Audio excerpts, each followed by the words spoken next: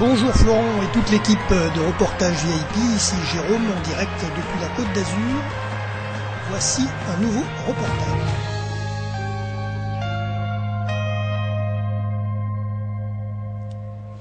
Bonjour à tous les auditeurs du www.vipradioonline.fr, la web radio de l'association RVPB à Saint-Laurent-du-Var. Alors ici Jérôme, je suis en direct pour cette chronique découverte en podcast depuis la principauté de Monaco, à côté du jardin exotique, pour vous présenter ce reportage découverte sur la principauté. Superficie totale de Monte-Carlo, le quartier principal Monaco, 2,02 km. Cette principauté, je vais vous la présenter tout de suite. Alors, Monaco est situé le long de la mer Méditerranée sur la Côte d'Azur, à mi-chemin entre Nice à 20 km et la frontière italienne.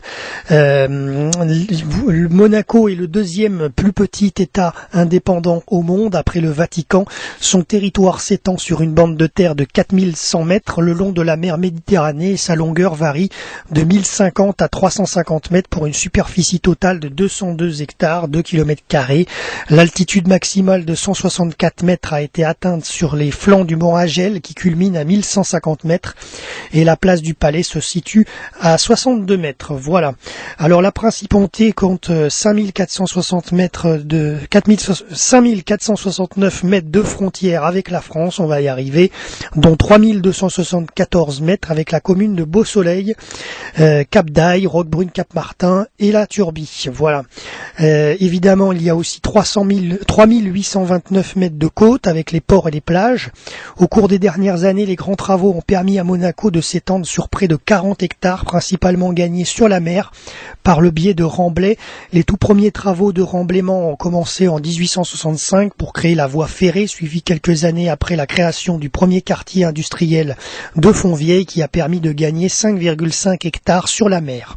Le fond du port de Monaco a ensuite été comblé et dans les années 60, le Grimaldi Forum ainsi que le Larvoto ont été construits.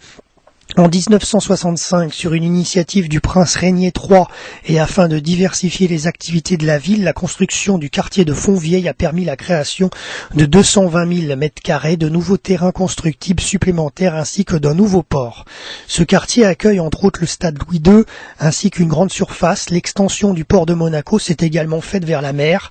La construction d'une digue semi-flottante de 352 mètres de long pour un poids total de 163 000 tonnes en 2003 a permis la construction de 360 places de parking, 25 000 mètres carrés de stockage, 2 gares maritimes ainsi que des locaux administratifs et commerciaux. Le terre-plein artificiel auquel la digue est reliée a permis de gagner 1 hectare de terrain et a vu la création d'un parc immobilier de 15 000 mètres carrés. En 2006, Albert II de Monaco avait officiellement lancé un appel d'offres pour projet d'extension en mer permettant à terme de gagner 10 nouveaux hectares sur la mer. Ce projet estimé à 8 milliards d'euros aurait permis la construction de 275 000 mètres carrés de plancher et aurait dû s'étaler jusqu'en 2023, les premiers bâtiments livrés en 2014. Ce projet a été abandonné en 2008 pour raisons officiellement écologiques mais aussi économiques dans un contexte de crise financière internationale. Il lui fut préféré un projet plus modeste mais marquant le retour de la construction en hauteur avec la construction d'une double tour de 49 étages, la tour Odéon. Alors, Monaco est divisé en 10 secteurs regroupés en 4 quartiers correspondant aux anciennes communes. Chaque secteur est lui-même divisé en îlots appelés aussi districts. Alors, notamment, il y a déjà Monaco-Ville, Monte-Carlo-Spélugue, La Rousse-Saint-Roman, Larvoto-Bamoulin, Saint-Michel, La Condamine, La Colle, Les Révoirs, Moneghetti, Boulevard de Belgique, Fontvieille, Le Portier. Voilà un petit peu les différents quartiers.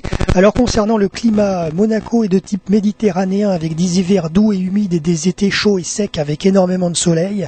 La température moyenne au XXe siècle sur plus de 75 ans d'observation est de 16,3 degrés. La température moyenne varie de 10,2 degrés en janvier jusqu'à 23,7 degrés en août. L'ensoleillement annuel est de 2583 heures par an et les jours de pluie ne dépassent pas 62 jours par an. Voilà. Alors concernant les événements monégasques, il y en a énormément, des salons et des festivals. Je ne vais en citer que quelques-uns, mais il y en a tout au long de l'année. Festival international du cirque de Monte-Carlo, d'ailleurs nous le couvrons en général chaque année, donc nous y serons en janvier prochain. Le festival de télévision de Monte-Carlo, le festival du film de Monaco, Hercules bien sûr, le meeting international d'athlétisme en juillet que nous couvrons également, et aussi d'ailleurs le salon du mix qu'on a couvert très récemment au mois de novembre. Voilà un petit peu tout ce qu'on peut y voir, et puis bien sûr les rallyes automobiles de Monte-Carlo qui passent au mois de janvier, et le Grand Prix de Formule 1, bien sûr qu'on ne veut pas passer outre. Alors sinon concernant les lieux et monuments, alors l'hôtel de Paris, le port de Monaco, l'opéra, le casino, le musée d'anthropologie préhistorique, le musée océanographique, le musée des timbres et des monnaies, le nouveau musée national de Monaco et le musée du vieux Monaco, ainsi que le musée des véhicules aussi du Prince. Voilà un petit peu tout ce qu'on peut voir. Évidemment il y a des édifices religieux à visiter. Proche de Monaco, vous avez la Tête de Chien, promontoire de 550 mètres d'altitude qui domine Monaco, et le mont Agel en France, qui est point culminant du bassin versant. Donc concernant le sport, je vous l'ai dit, il y a le Grand Prix, il y a le Trophée des champions en handball, les rallyes Monte-Carlo, le marathon de Monaco et des Riviera, qui se court d'ailleurs au printemps entre Vintimille et Monaco, la Supercoupe de l'UEFA, etc. Beaucoup d'événements sont présents. Il y a aussi les Masters de Monte-Carlo, tournoi de tennis qui est organisé chaque mois d'avril à Roquebrune, Cap-Martin, au Monte-Carlo Country Club. Et d'ailleurs, ce Masters n'est pas à Monaco précisément. Alors concernant bien sûr la famille princière, à Monaco il y a Albert II de Monaco, Charlène Winstock, la princesse, Caroline de Monaco, la sœur du prince Albert II, Stéphanie de Monaco, sœur du prince Albert II également, Andrea Casiraghi, premier neveu du prince Albert II, il est né à Monaco d'ailleurs, Charlotte Casiraghi qui est née aussi à Monaco, la nièce du prince Albert II, Pierre Casiraghi, le neveu du prince Albert II qui est né également.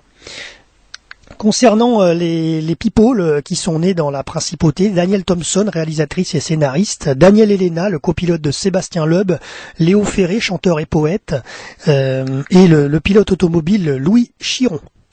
Voilà, puis bien sûr de nombreuses célébrités et hommes d'affaires fortunés, etc. vivent à Monaco. La liste est très longue, je ne vais pas vous la dévoiler.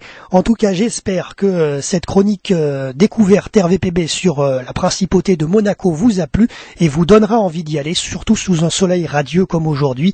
Donc n'hésitez pas à vous y rendre, et également l'été avec les festivals internationaux du feu d'artifice auxquels nous sommes allés aussi cette année. Donc n'hésitez pas à vous y rendre à Monaco, vous ne serez pas déçus de toutes les animations qu'on peut y trouver. Voilà, c'était Jérôme en direct du jardin exotique à Monaco.